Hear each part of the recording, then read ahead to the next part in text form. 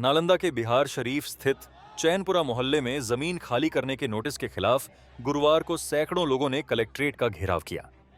भाकपा के नेतृत्व में निकाले गए विरोध मार्च में लोगों ने सरकार के खिलाफ नारेबाजी की। प्रदर्शनकारियों का कहना है कि 1981 के दंगे के बाद प्रशासन ने उन्हें चैनपुरा में बसाया था और तब से लगातार राजस्व रसीद व नगर निगम टैक्स भी लिया जा रहा है।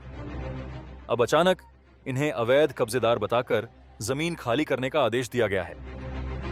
भाकपा नेताओं ने डीएम से मांग की है कि नोटिस वापस लिया जाए और इन परिवारों को जमीन का कानूनी पट्टा दिया जाए। सीपीएम के साथ ही आज एक लोकल मुद्दा, जो स्थानीय मुद्दा था चैनपुरा का, जिसमें अल्पसंख्यक समुदाय के लोग हैं।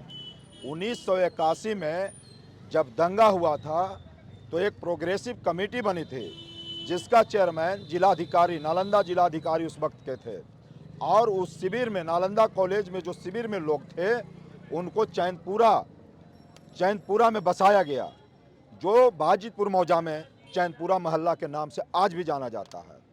उसको 16 एकड़ 20 डिसमिल जमीन पर बसाया गया, कुछ अंश पर, और कुछ अंश के लोगों पर अपना अपना रहती भूमि है। उस भूमि पर अतिक्रमण का नोटिस दिया जाता है।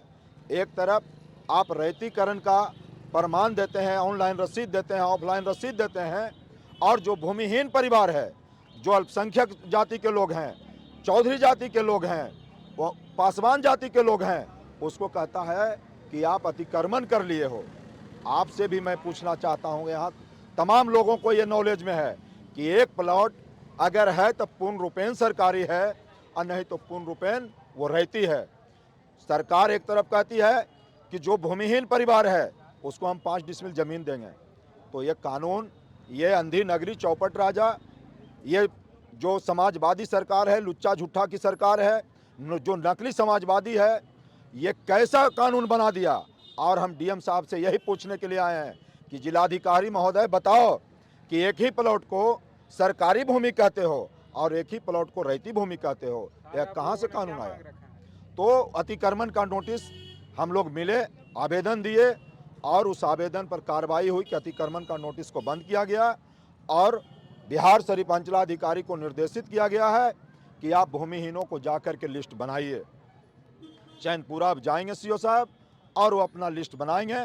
उसके बाद आगे की कार्रवाई हम लोग पर्चा लेंगे, सरकारी योजना का लाभ लेंगे, राजस्व रसीद लेंगे। कितने लोग इससे प्रभावित हो रहे हैं? लगभग 150 परिवार, 150 घर हैं, तो उसका परिवार आज बढ़ करके 1500 में है।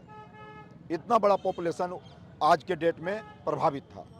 पूरा नाम क्या लिखते हैं? शिव कुमार यादव, उस सरदार जी, भारतीय कम्युनिस्ट पार्टी जिला परिषद सदस्य।